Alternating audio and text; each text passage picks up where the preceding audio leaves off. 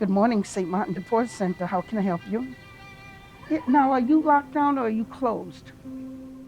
Prior to the pandemic, we were so active. And we had so many wonderful, wonderful programs and celebrations, not only indoors, but outdoors.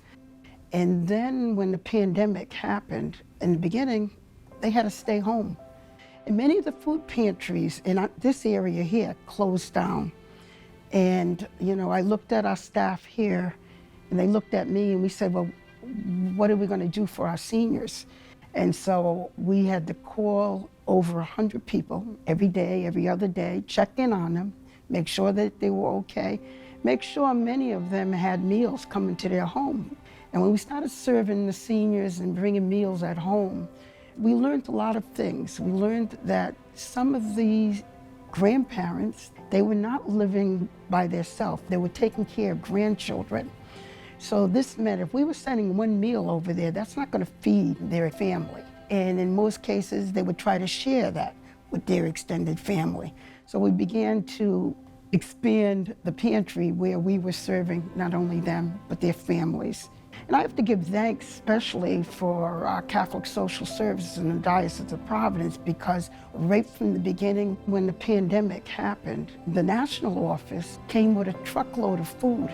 From there, other parishes, other organizations contributed food to the pantry. And right now, sometimes we're serving up to 250 to 300 people a week. It's such a positive picture of what Catholic social service is all about. Without them, we couldn't do what we're doing here. And we are truly, truly blessed. It makes me get emotional when I talk about it, because you wouldn't believe what happened here. We've seen one miracle after another. And you asked me about the volunteers and staff. They come in here and they care about this community so, so much. They come here and they work like a full-time job. They work in the same hours that us who are working full-time work. They sign in, they sign out, they don't ask for anything in return. So many people here, they will give their last dollar to help someone or help even another volunteer in need. All those faces that you see out there motivates me every morning to get up and come in here, knowing that I need to do more, and there's so much more to be done.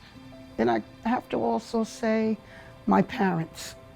My parents constantly served. They helped Father Robertson here at St. Martin de Porres when I was knee-high, and that's just inbred in me. That's part of what you do.